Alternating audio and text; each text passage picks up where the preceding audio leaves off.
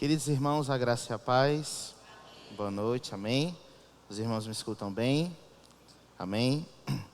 Quero convidá-los, amada igreja, a abrir comigo, por gentileza, Gênesis capítulo 4, a partir do verso 1.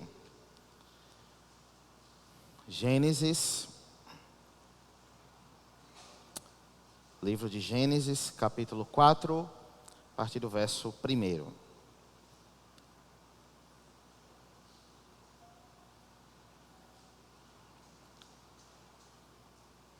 Gênesis capítulo 4, a partir do verso 1.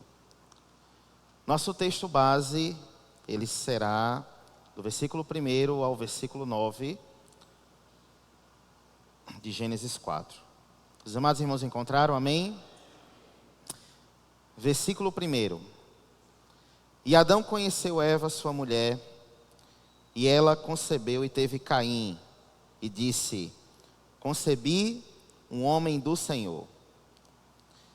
E ela também teve Abel, irmão dele, e Abel era um guardador de ovelhas, mas Caim era cultivador da terra.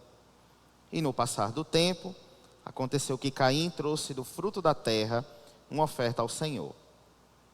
E Abel, ele também trouxe das primícias e da gordura do seu rebanho, e o Senhor teve consideração por Abel e por sua oferta. Mas por Caim e por sua oferta, ele não teve consideração, e Caim ficou muito irado, e o seu semblante caiu. Verso 6. E o Senhor disse a Caim: por que estás irado? E por que o teu semblante está caído? Verso 7. Se tu fazes bem, não serás aceito, e se não fazes bem, o pecado jaz à porta, e para ti será o desejo dele, e tu deves governar sobre ele. E Caim falou com Abel, seu irmão, e aconteceu que, quando eles estavam no campo, Caim se levantou contra Abel, seu irmão, e o assassinou. Verso 9. E o Senhor disse a Caim: onde está Abel, teu irmão? E ele disse: eu não sei, sou eu guardador do meu irmão? Até aqui. Convido os irmãos a deixar sua Bíblia aberta. Vamos orar mais uma vez, para rogar ao Senhor, para que a sua graça e a sua misericórdia esteja sobre nós, na exposição desse texto. Amém? Querido Deus, mais uma vez nós nos colocamos em oração, Senhor, diante da tua presença. Ó Pai, nós rogamos a ti, Senhor, para que o Senhor mais uma vez fale conosco, ó Pai, para cada um dos irmãos aqui presentes, para aqueles irmãos que nos escutam, nos assistem, Senhor. Ó Deus, para que a tua graça e a tua misericórdia, Senhor, ela esteja sobre nós nessa noite.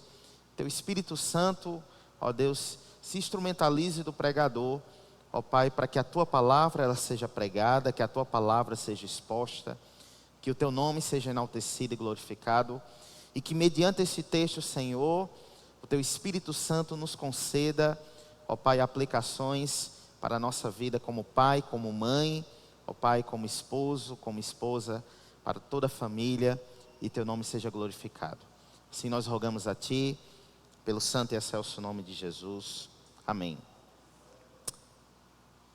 Meus queridos irmãos, há aproximadamente 15 anos, eu ouvi uma frase, e essa frase, ela ainda reverbera na minha mente, no meu coração. Ela, obviamente, ela não é uma frase bíblica, mas ela é uma frase muito curiosa. Ela é uma frase que ela contém seu conteúdo de verdade até certo ponto, e até certo ponto ela é problemática, mas é uma frase que eu quero começar a exposição dessa noite. Há 15 anos atrás eu escutei a seguinte várias vezes, quando eu convivia com uma pessoa, quando ela dizia a seguinte expressão: na família tem-se os maiores afetos e desafetos. Na família tem-se os maiores afetos e desafetos. Essa frase, ela obviamente, ela é uma frase problemática até certo aspecto. Nós não usamos ela como uma premissa teológica, de forma nenhuma. Mas até certo ponto ela é uma frase que faz sentido. Por que eu recordei dessa frase enquanto eu preparava esse sermão? Nós estamos diante, meus irmãos, do começo da história da humanidade. Capítulo 3, como nós conhecemos, é um capítulo riquíssimo, cerca dos desdobramentos que acontecem nele. No capítulo 3 de Gênesis, nós temos a queda do homem. A queda do homem, a forma como esses desdobramentos ele acontecem. A maneira também como o diabo, se instrumentalizando da serpente, ele persuade a Eva. Eva cai em pecado, come do fruto da árvore qual Deus assim ordenou que não comesse. O seu marido assim come também. Adão come do fruto, eles caem. Deus então os interpela. Deus então chega diante deles no jardim. Deus confronta Adão e Eva, e aí todos os dobramentos nós conhecemos. Adão, por sua vez, aquele que foi responsável por guardar para que a esposa não comesse. Ele é o primeiro que é interpelado por Deus e ele atribui a culpa à esposa. A mulher que tu me deste me fez cair, me deu do fruto. E assim, quando a mulher ela é interpelada, assim, da mesma forma a mulher também atribui a culpa à serpente.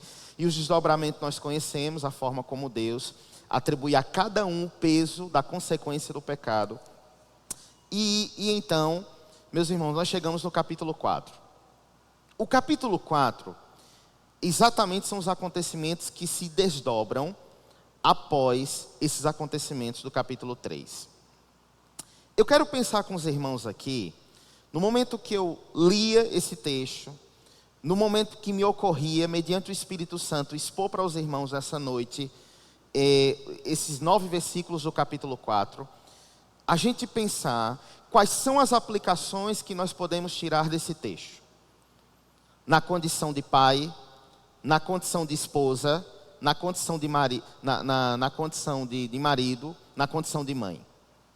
Na nossa condição como sacerdote do lar, na nossa condição como educador dos filhos, na nossa condição como marido, na nossa condição como esposa. Que aplicações nós podemos extrair dessa narrativa, desse texto? Primeiro momento, eu quero dizer que esse texto, ele tem lições muito preciosas sobre culto. Não necessariamente a forma cultica como nós fazemos em nossas comunidades, como está acontecendo aqui agora. Mas na forma cultica da nossa vida. No culto que nós prestamos a Deus, como pai, como marido, como esposa. E essa forma cultica de adorar a Deus com a minha vida, entenda culto como a minha vida, nos remete aqui questões muito interessantes. Alguns comentaristas, eles colocam que o texto de Gênesis capítulo 4 é uma grande ambivalência. De um lado, nós temos uma espécie de religiosidade carnal. De outro, uma religiosidade espiritual. Nós vamos chegar daqui a pouco nesse ponto. Principalmente no tocante às ofertas. A narrativa nos diz que Caim e Abel ofereceram ofertas a Deus. Deus aceitou a oferta de Abel, mas não aceitou de Caim. Que aplicações nós podemos extrair para a nossa vida diante dessa narrativa? Muito bem. Versículo 1. E conheceu Adão e Eva, sua mulher, e ela concebeu e deu à luz a Caim, e disse: alcancei do Senhor um homem. Meus irmãos, olha que interessante. Em outras traduções bíblicas, nós temos a expressão que alcancei auxílio com a ajuda do Senhor. O que isso significa dizer? O que essa expressão de Eva nos implica? A expressão de Eva nos implica, no primeiro momento, uma benesse recebida diante de Deus. Eu quero atentar mais uma vez que esse primeiro versículo aqui do capítulo 4, que elas nos apresentam os fatos pós a queda de Adão e Eva, e eles foram expulsos do paraíso, no capítulo 3, após a queda do homem. É interessante que eu vejo aqui nesse primeiro versículo, como se fosse, na verdade, uma representação da reconstrução da vida de Adão e Eva. Depois que tudo que acontece no capítulo 3, eles agora vão iniciar uma nova vida. Adão, seu marido, Eva, sua mulher, eles agora iriam comer do fruto da terra, do suor iriam trabalhar. A Eva, a partir daquele momento, teria dores de parto, absurdas dores de parto. E o que acontece? Eles iriam vivenciar agora um contexto de família. Adão como chefe da casa na condição de sacerdote, naquele que chefia a casa, iria trabalhar para manter a família. E claro que nesse contexto iriam vir os filhos. Primeiro filho, Caim. Primeiro filho, Caim. O primogênito dos nossos pais históricos, né? Como é que eu analiso e o que eu aprendo no primeiro momento desse primeiro versículo? De como Deus ele é gracioso. De como Deus, de uma forma muito, muito plena, muito misericordiosa, Deus sempre nos dá as condições para que a gente reconstrua a nossa vida. Como Deus, de uma forma graciosa, sempre nos direciona para que a nossa vida como família seja reconstruída. Talvez eu e você, diante de desdobramentos que aconteceram em Gênesis capítulo 3, talvez a gente olhasse para a nossa situação, olhasse para o nosso pecado, olhasse para a nossa posição diante de Deus e dissesse: minha vida não tem mais jeito, eu vou encerrar aqui. Ou talvez, como em outras narrativas bíblicas, eu vou pedir a Deus para que eu morra.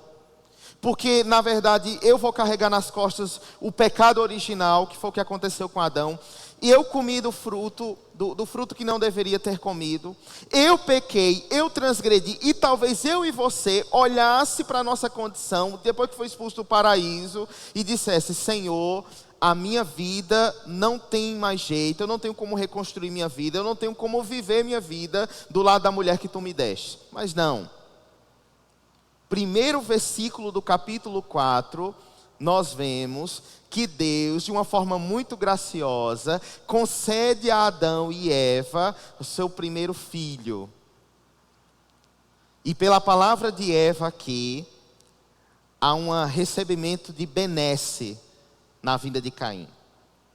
Me chama a atenção, o narrador não nos diz isso, importante frisar. Nos chama a atenção essa expressão que eu alcancei do Senhor. Em outras traduções, por exemplo, diz assim: concebi um homem do Senhor. Em outra diz: concebi do Senhor um homem. Recebi do Senhor um homem. A alegria de Eva, dela ter dado à luz a um homem. E isso ela atribui glória a Deus quando diz: concebi com o auxílio do Senhor. Como se dissesse: o Senhor me deu. Num primeiro momento, eu acho que uma aplicação aqui muito interessante para as nossas vidas se dá que Adão e Eva, assim como muitos irmãos que são pais, não têm nenhum controle sobre quem serão nossos filhos. Nós não temos esse controle. Nós não sabemos emocionalmente como nascerá meu filho ou minha filha.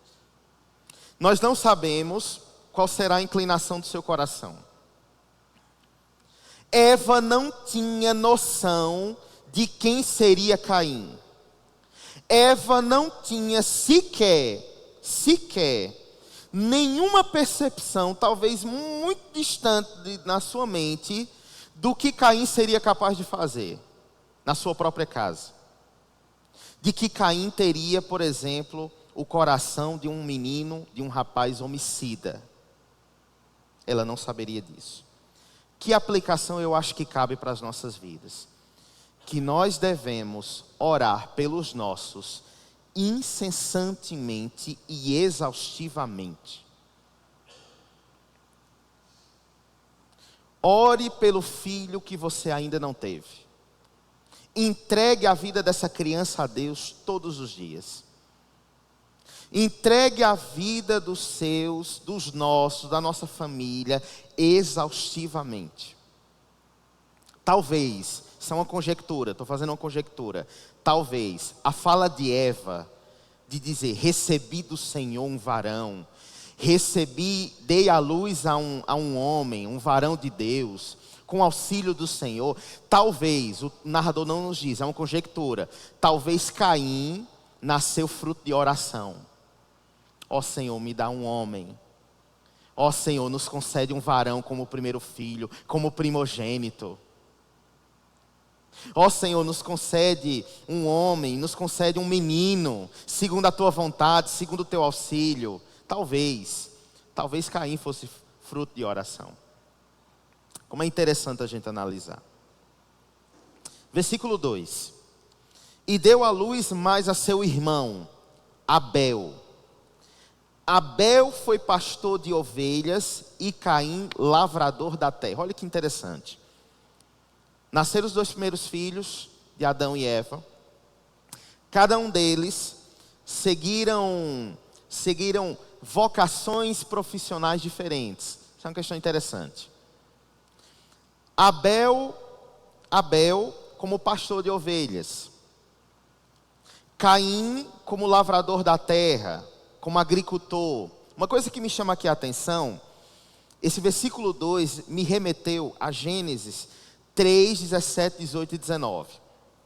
Gênesis 3, 17, 18 e 19.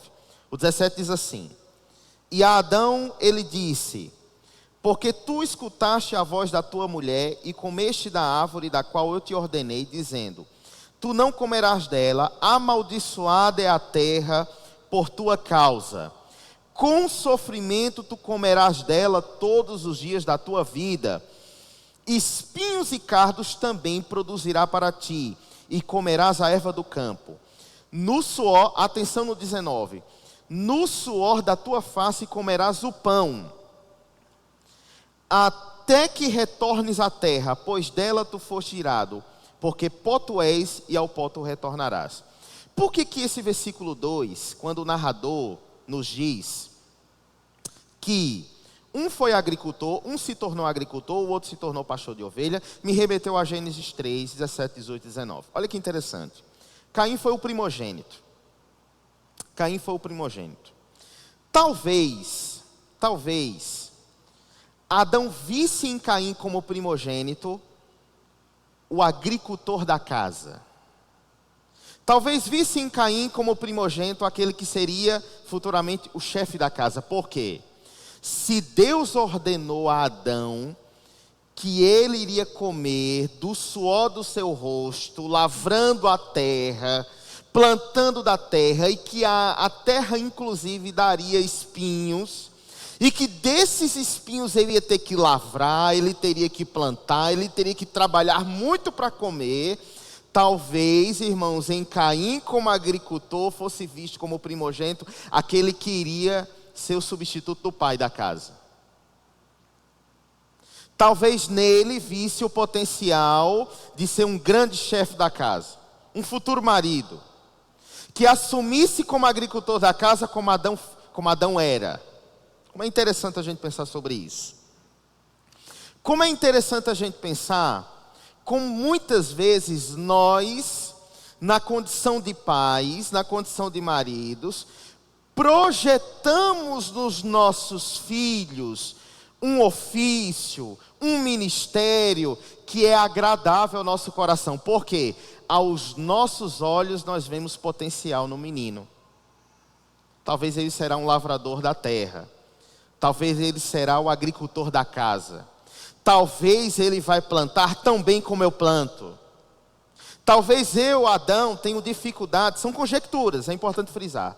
São aplicações que nós estamos fazendo. Talvez Adão pensasse: eu tenho dificuldade de extrair os espinhos para poder tirar do fruto, para que minha família possa comer o melhor possível.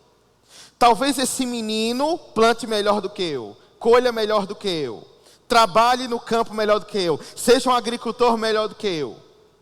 É interessante a gente pensar como nós projetamos isso, muitas vezes, nos nossos filhos.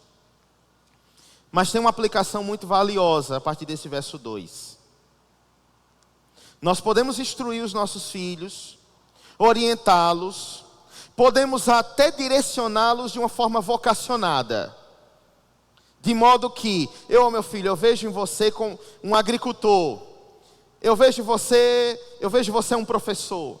Eu vejo em você um grande jurista. Eu vejo você um grande advogado. E para a glória de Deus que você seja. Mas é interessante frisar que o sucesso da nossa família não está no vocacionado que a gente acha que os nossos filhos têm. Porque tem um ponto aqui importante, que ele é interessante. Caim talvez fosse um excelente agricultor. Caim talvez plantasse melhor do que o pai. Caim talvez tivesse uma habilidade de ser um lavrador da terra como ninguém. Mas só tem um ponto importante aqui. Caim não era aprovado por Deus. O sucesso da nossa família, irmãos, não está naquilo que de melhor nós podemos ofertar para os nossos filhos. Isso não é pecado, mas de forma nenhuma. Devemos ofertar para a nossa família o que de melhor pudermos. Nossos filhos devem receber a melhor educação escolar possível. Nossos filhos devem receber a melhor instrução possível. Nossos filhos merecem, nossa família merece o melhor conforto possível que a gente possa atribuir a ele. Mas diante de Deus, o que de melhor nessa terra será mais valioso para a nossa família, será daquilo que eles são aprovados por Deus, não por mim. E esse é um ponto muito interessante a gente pensar. Demasiadas vezes, e aqui na condição de fala, eu estou na educação há 10 anos, 11 anos. Há 11 anos, eu ocupo o papel de magistério. Eu sou professor de educação básica, há 11 anos. E na trajetória desses 11 anos, eu posso dizer que eu conheci diversos relatos e narrativas de ex-alunos, de famílias, de pais, que eles trabalhavam dia e noite para ofertar o que de melhor podiam para os seus filhos. E não há pecado nisso, no sentido que se podemos ofertar às nossas famílias o melhor, devemos fazer isso. E que eles se esforçavam dia e noite para oferecer a melhor educação, o melhor entretenimento, a melhor condição que eles pudessem. Mas toda a ausência afetiva, emocional, que os filhos não recebiam, era o reflexo porque os pais acreditavam que se eles ofertavam isso aqui, eles não precisavam se preocupar com isso aqui. E como isso é danoso para a família. Como isso é danoso para uma criança crescer abastada de tudo de melhor que ela pode receber, mas ausente de afeto, ausente de carinho emocional, ausente de conselho, ausente de ordem, ausente de disciplina.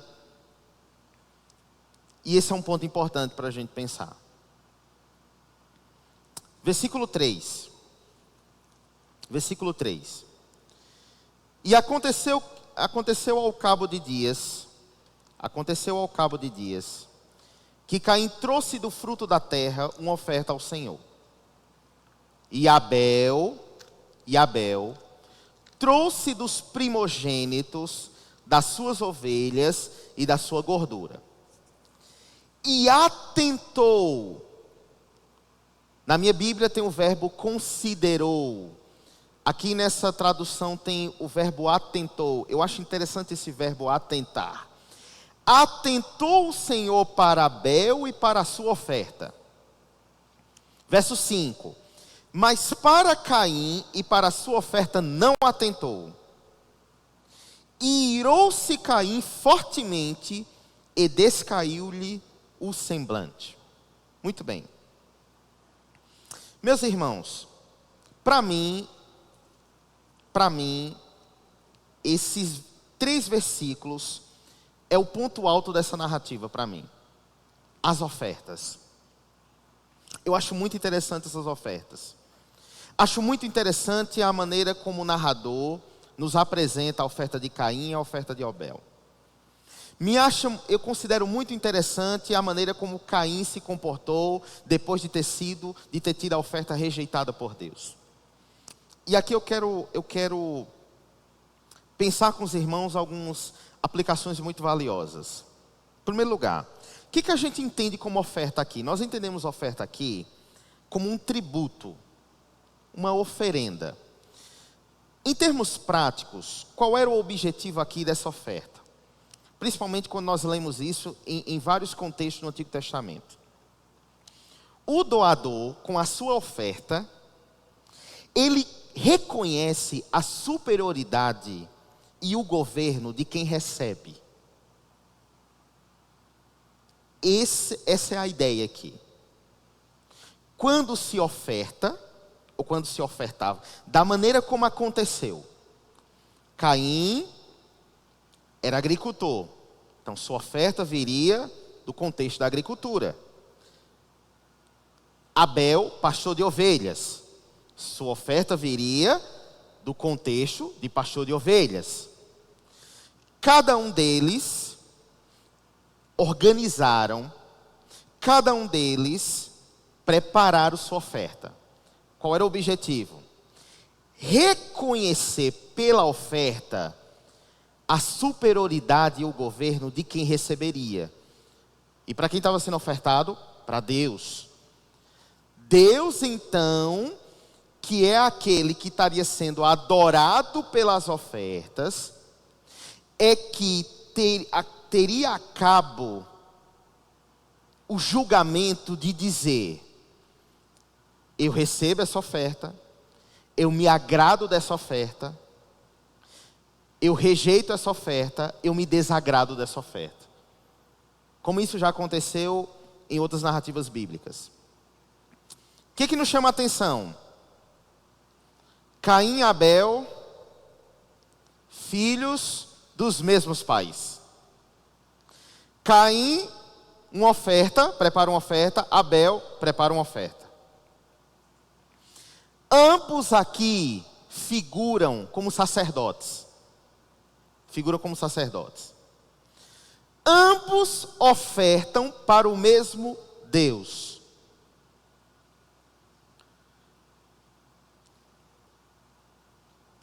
Mas só Abel é que tem a oferta aceita.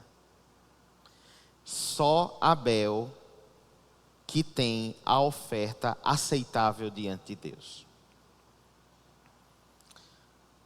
No texto, vamos para o texto.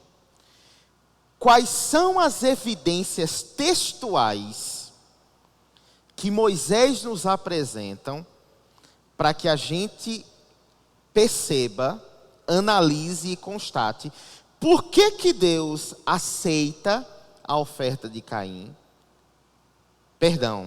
Aceita a oferta de Abel e não aceita a oferta de Caim. Quais são as evidências textuais? Vamos analisar.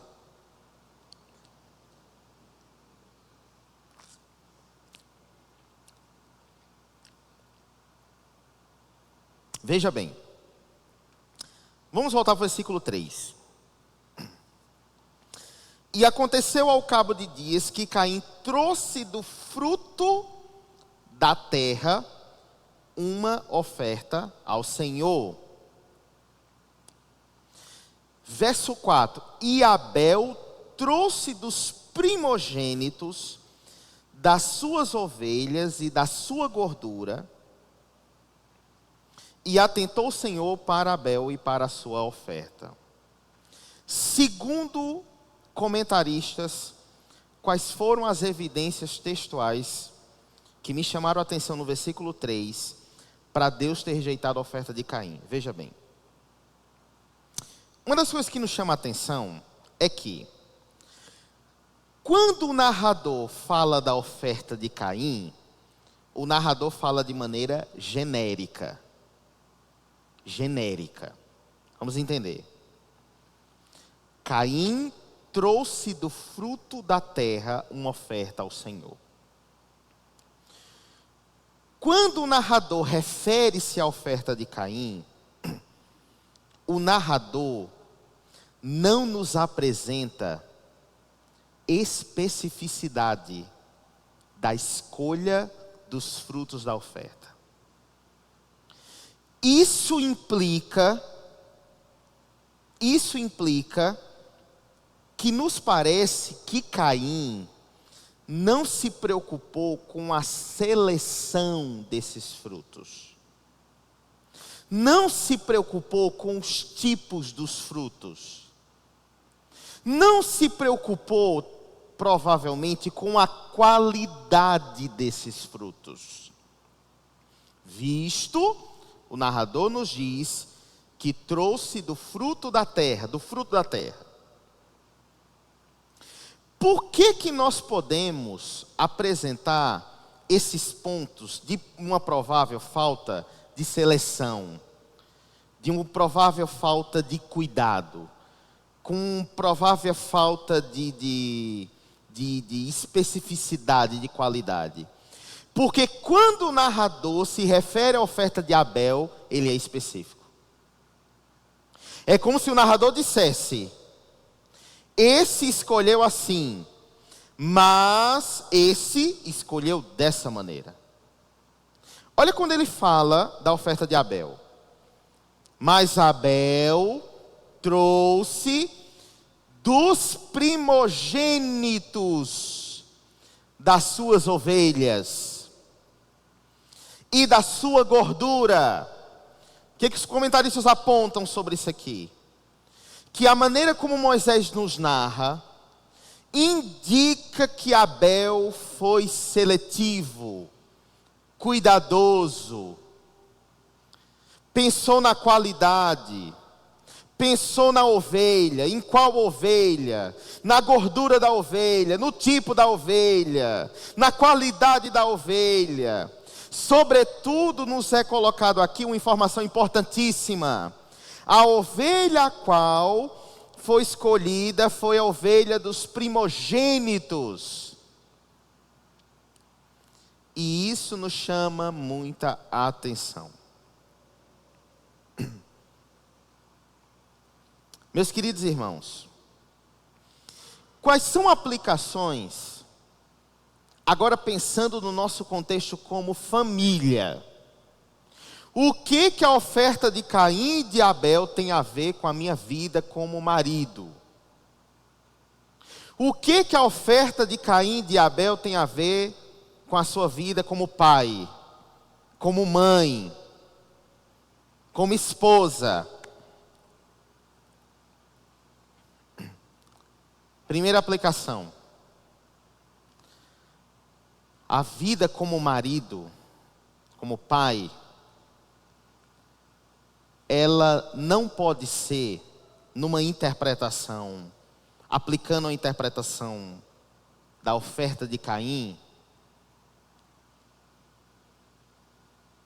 uma vida que não pensa de forma da qualidade da nossa família.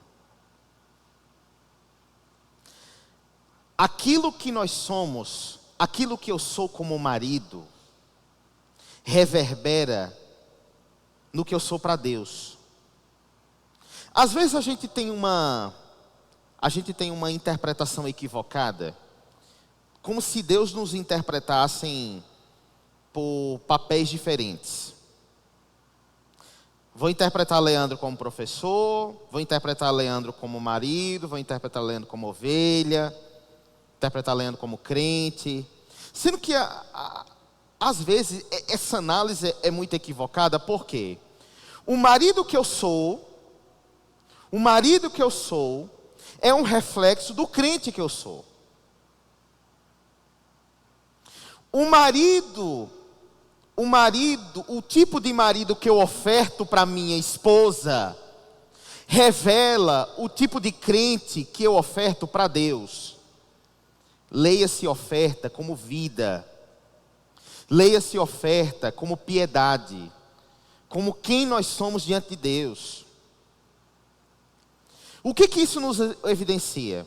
Que às vezes a gente interpreta que o pai e o marido que nós somos é um pai e um marido que se preocupa muito mais com talvez o volume dos frutos. Se preocupa com o tamanho dos frutos. Se preocupa com a energia e a força que eu aro a terra. Ou seja, eu sou um marido e um pai que muitas vezes me preocupo com a força do braço. Então eu acho que porque muito trabalho e ofereço muito conforto, o meu filho está abastado.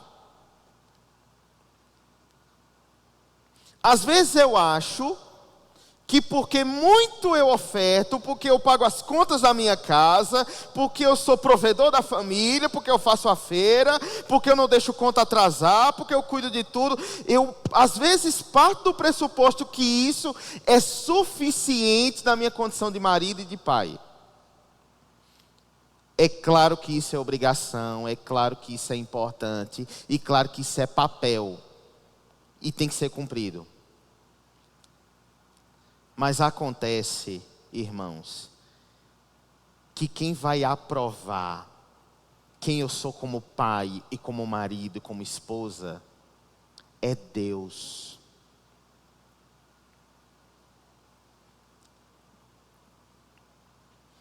O que isso evidencia? Que eu posso estar oferecendo tudo para minha família. O melhor arado, o melhor fruto, a melhor terra, como Caim, no entendimento dele. Mas quando Deus ele olha para a minha família, ou quando Deus ele olha para o meu papel como marido, Deus pode estar reprovando. E no meu entendimento, a minha oferta é agradável.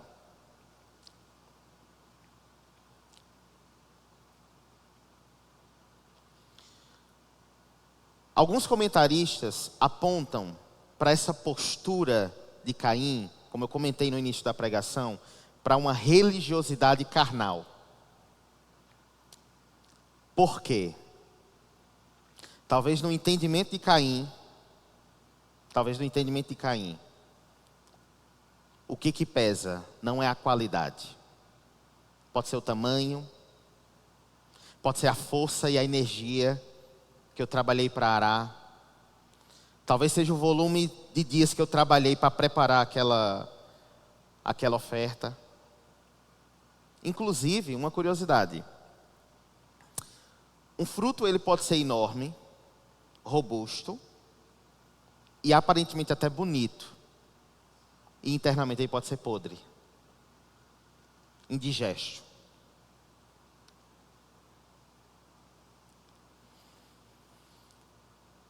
É interessante a gente perceber o contraponto que o narrador apresenta agora com a oferta de Abel. Voltando para o verso 4. E Abel também trouxe dos primogênitos das suas ovelhas e da sua gordura. E atentou o Senhor para Abel e para a sua oferta.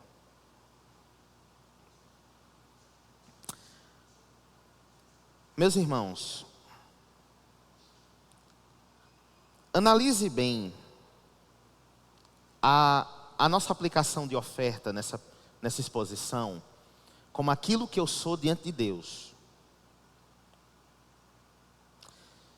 E eu quero que os irmãos pensem que nós somos a oferta que nós damos.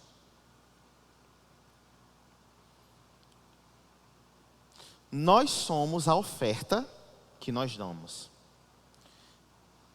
Em outras palavras, o marido que eu oferto para Michele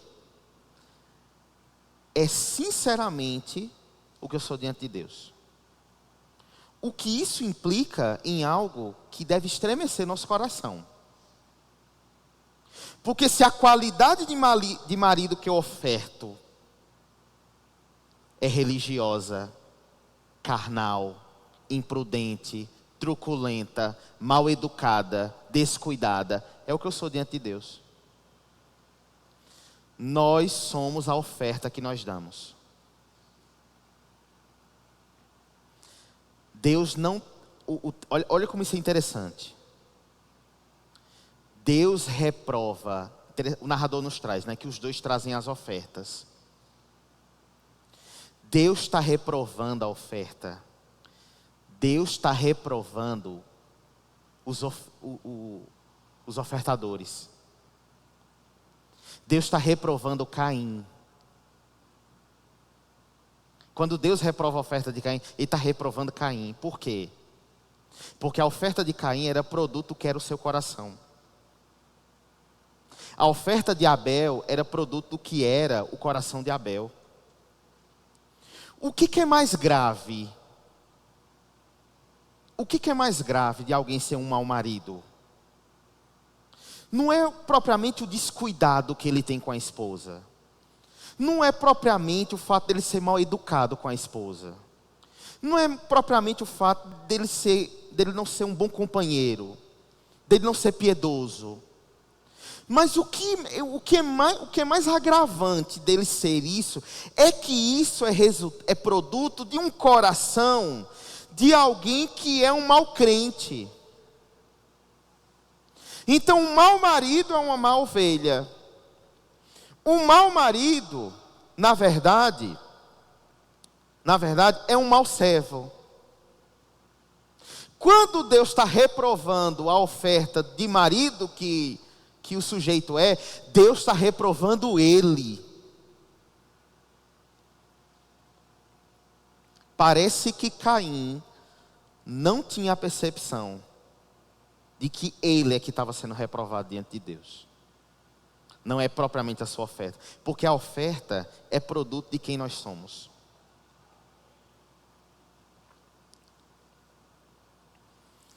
Ao contrário, a oferta de Abel era uma extensão de uma adoração sincera.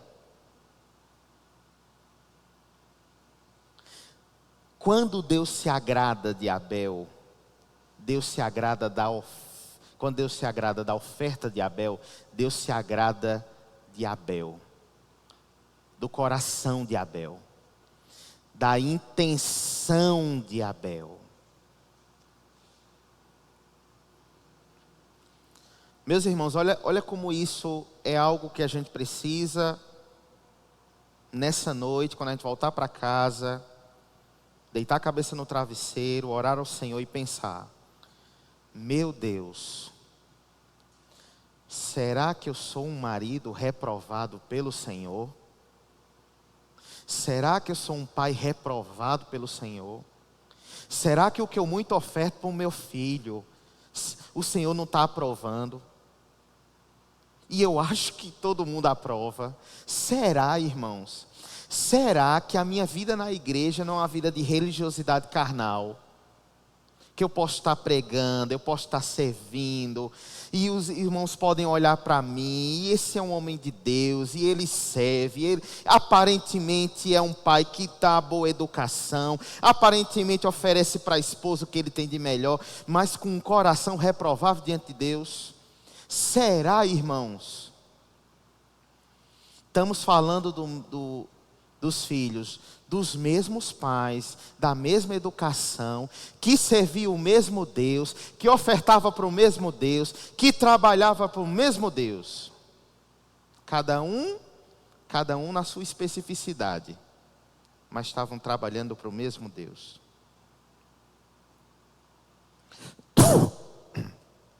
Perdão, irmãos.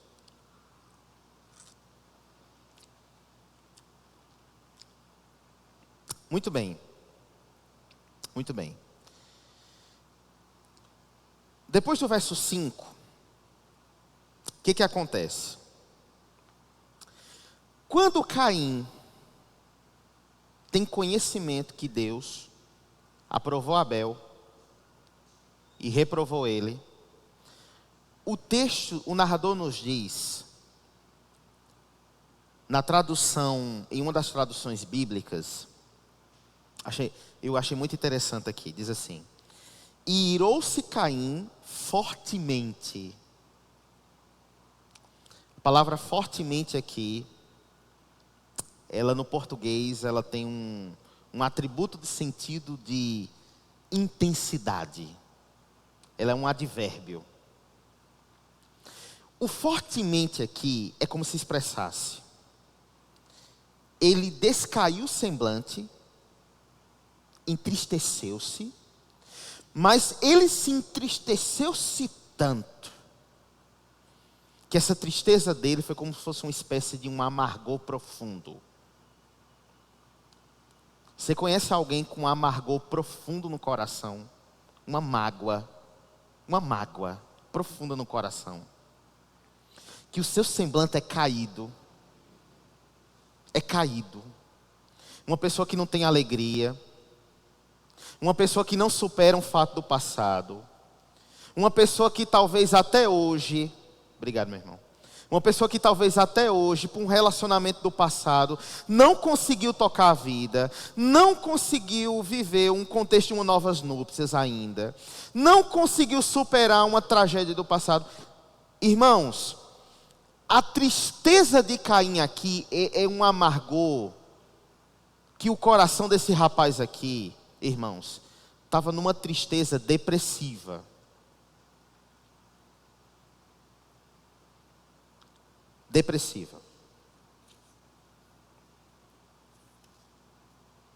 Veja bem,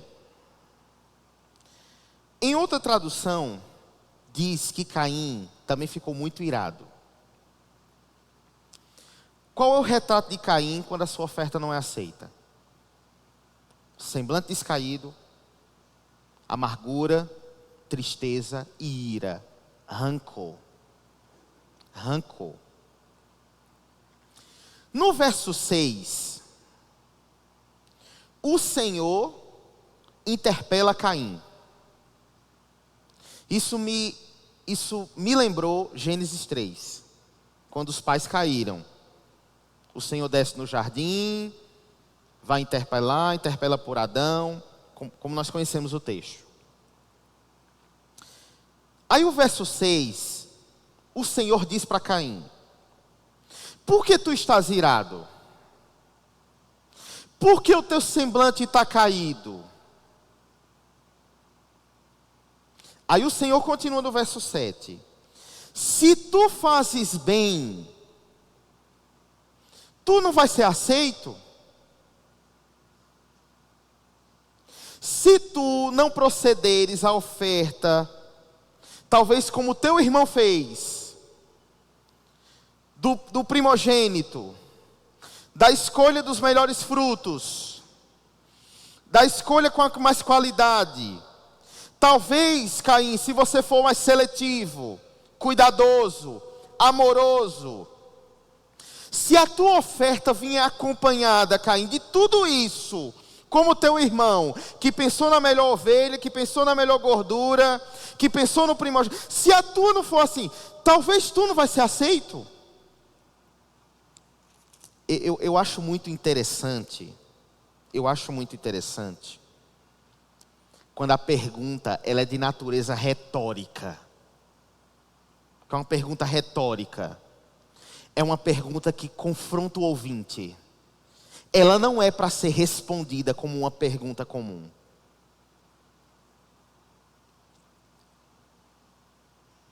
Aí o Senhor continua: se não fazes bem, se tu fazes bem, não serás aceito. E se não fazes bem, versículo 7, o pecado jaz à porta. E para ti será o desejo dele, e tu deves governar sobre ele. Vamos analisar aqui.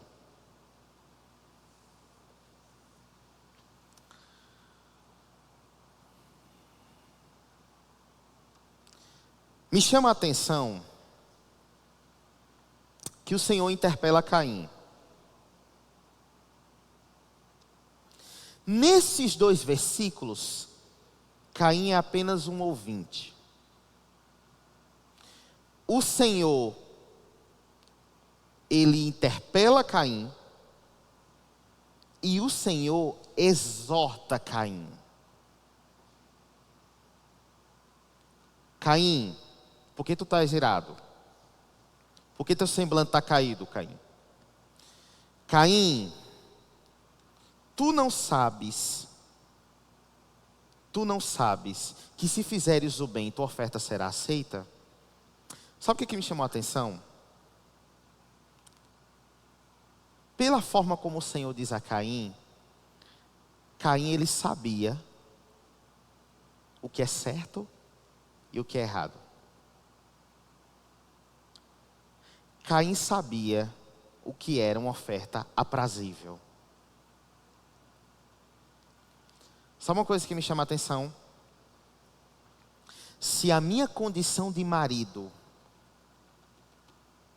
for de uma oferta Caim, eu sou indesculpável.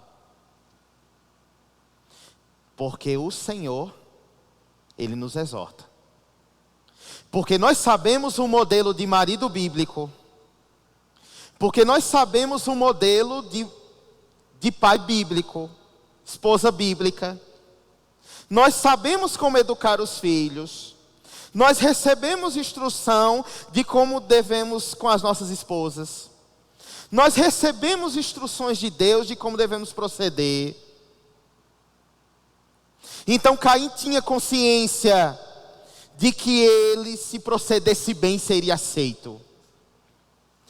Caim tinha consciência de que se escolhesse como o irmão escolheu, que se preparasse a oferta como o irmão preparou, de que se talvez fosse um filho como Abel era, ou se chegasse a se tornar um marido, se Abel tivesse se tornado um marido, ele sabia como deveria ser um marido como Abel seria.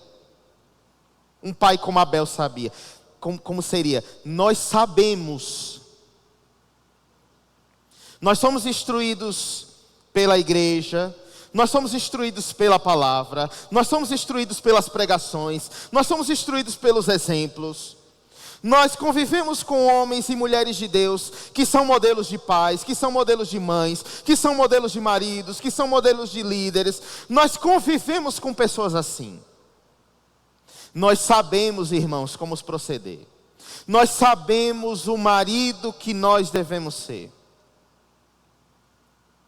Nós sabemos. Aí olha que interessante. Verso 7, novamente.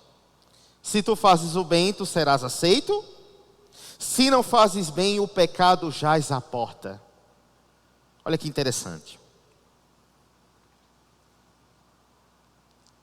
O pecado jaz à porta me lembrou a astúcia da serpente arrodeando Eva. Sabe o que nós aprendemos aqui? E essa é a razão a qual nós devemos guardar nossa família em oração exaustivamente. A serpente sempre está rodeando. O pecado sempre jaz à porta. E olha que interessante. Deus diz que o pecado jaz à porta se não fizeres bem. Caim, a oferta que tu está dando, a forma como tu está servindo, o marido que tu está sendo, o pai que tu está sendo, se tu não procedes bem, o pecado jaz à porta, Caim. Irmão, será que o reflexo do que acontece na minha casa, nas nossas casas, não é fruto porque eu não faço bem? Porque eu não sou modelo? Porque eu não oferto como marido bíblico? Porque eu não sirvo como um crente bíblico? Porque eu não sou uma ovelha bíblica? Porque eu não sou um pai que me preocupa com a qualidade do meu filho, de tempo, de cuidado, de disciplina, de exortação, de oração com ele? Será que o pecado jaz à porta da nossa casa, fruto da forma como nós procedemos, como nós somos? A serpente estava ao redor de Eva, certamente porque Adão não estava perto. Quem recebeu a instrução foi Adão. Mas a serpente chegava perto de Eva, dialogava com Eva, persuadiu Eva, conversou com Eva, dialogou com Eva. Quando os desdobramentos dos fatos veio chegar a Adão, Eva já tinha caído.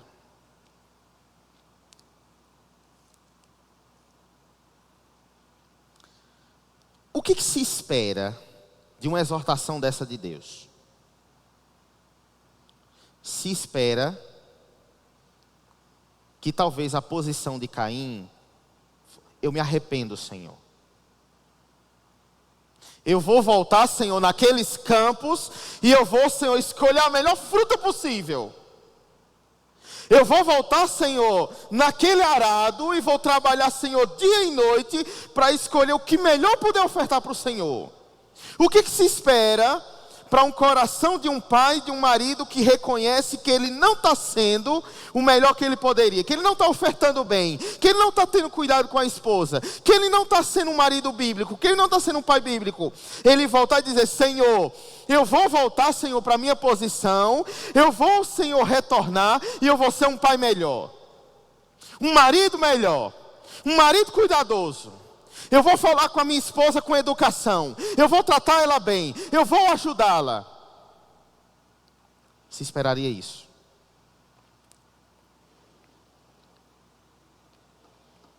Verso 8.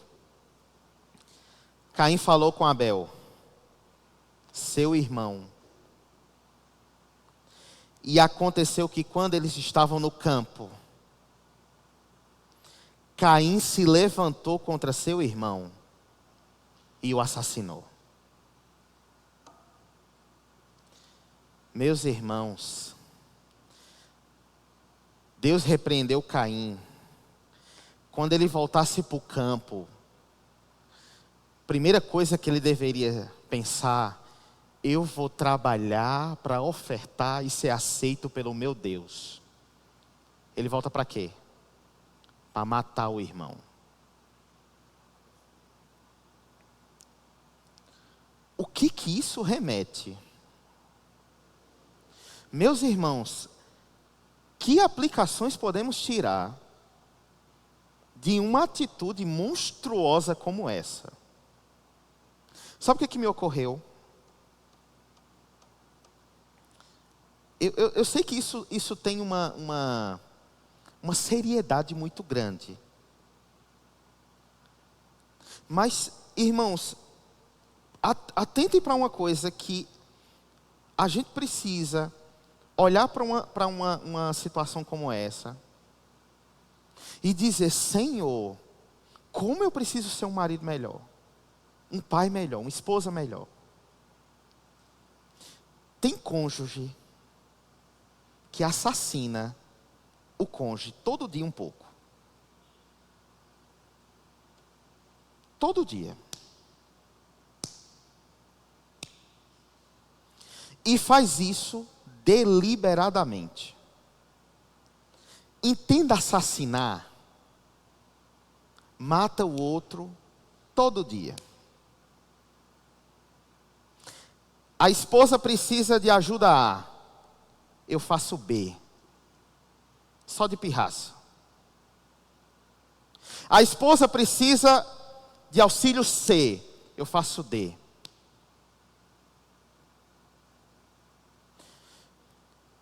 Meu filho precisa de ajuda na lição.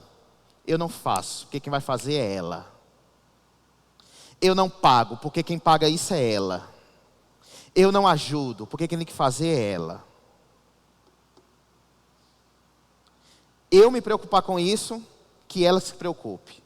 Tem marido que é assim. Se ele puder aumentar a sobrecarga da esposa, ele aumenta. Porque no entendimento dele, o casamento é uma guerra. Tem que prevalecer quem quem for mais orgulhoso. Tem que prevalecer quem for mais mesquinho. Quem for mais mesquinho é que prevalece.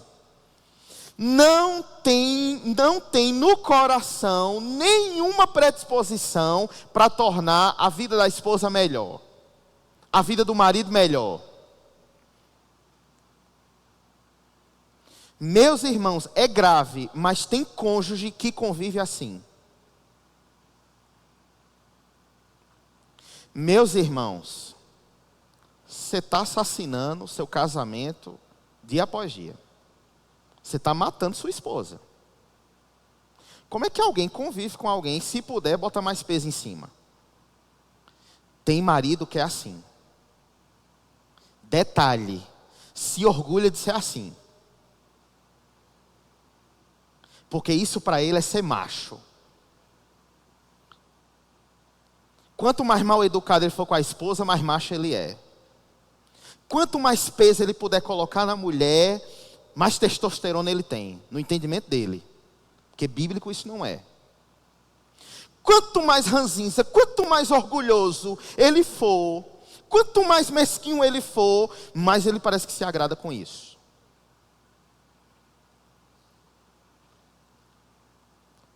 Caim, depois de receber uma exortação do Senhor, voltou para o campo, ao invés de se preocupar de ofertar melhor para o Senhor, mata o irmão.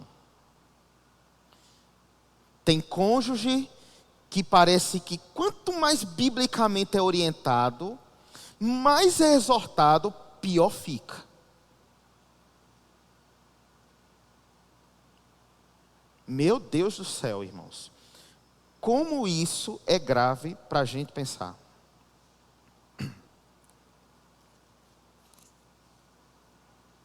Vamos para o final. Verso 9.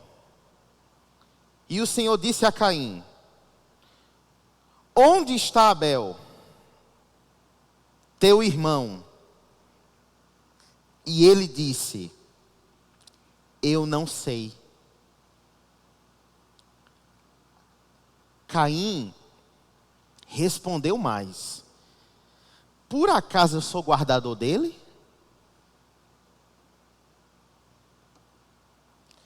Meus irmãos, o que eu aprendo aqui? Tem cônjuge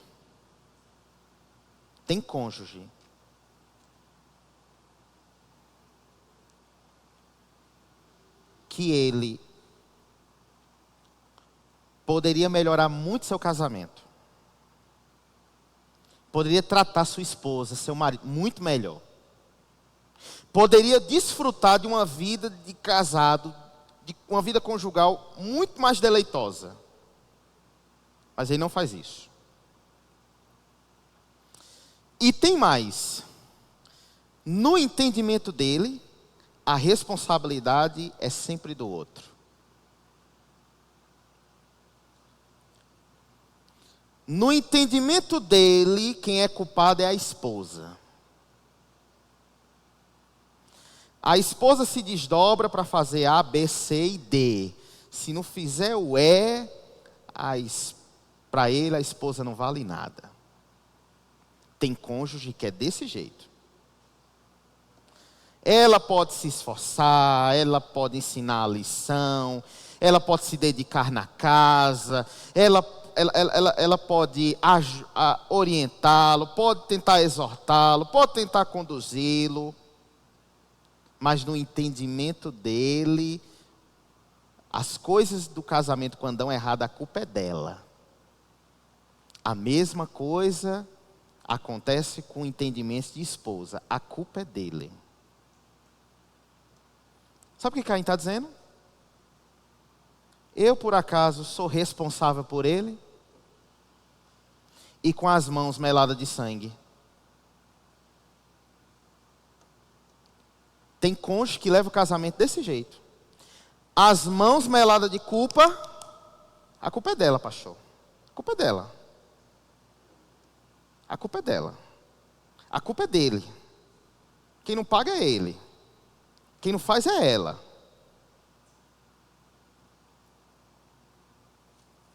Verso 10. E ele disse: o que tu fizeste? A voz do sangue do teu irmão está clamando a mim desde a terra. Verso 11. E agora tu és amaldiçoado desde a terra que abriu a sua boca para receber o sangue do teu irmão da tua mão.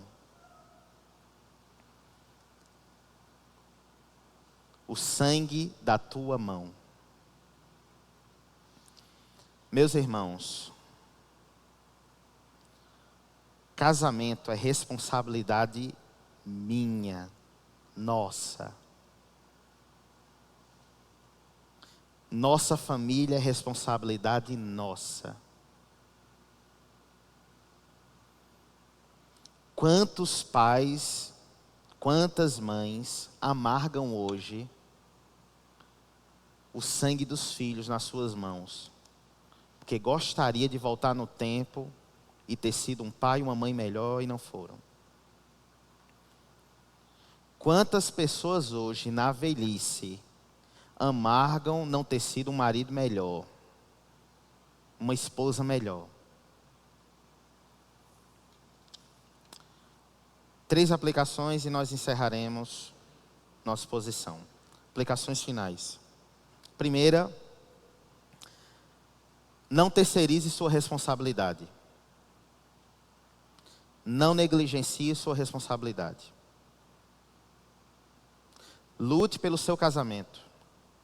Lute pelos seus filhos.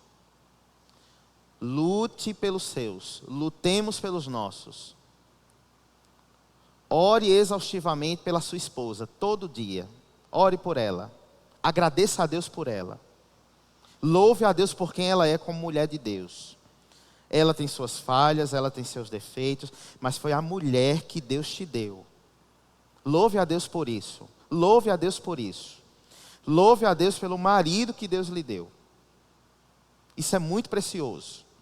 Ele tem suas falhas, suas limitações, seus defeitos, mas é o homem que Deus colocou para você. Não terceirize. Segunda, nossos pecados afetam um todo. Nós acabamos de ler, irmãos, uma tragédia familiar. De um casal que tinha acabado de vir da maior tragédia da história da humanidade. Então não pense eu que o que eu vou fazer de errado não vai afetar minha esposa, vai afetar ela. Não pense eu que o que eu vou fazer de errado não vai afetar meus filhos, vai afetar. Terceira e última. O modelo de oferta para Abel aponta para Cristo. Abel escolheu o primogênito da melhor ovelha para oferecer para Deus. Nosso modelo de marido é como da oferta de Abel. Modelo de Cristo. Para que a gente seja um marido como modelo de Cristo, uma esposa como modelo de Cristo, um pai como modelo de Cristo e uma mãe como modelo de Cristo. Louvado seja Deus.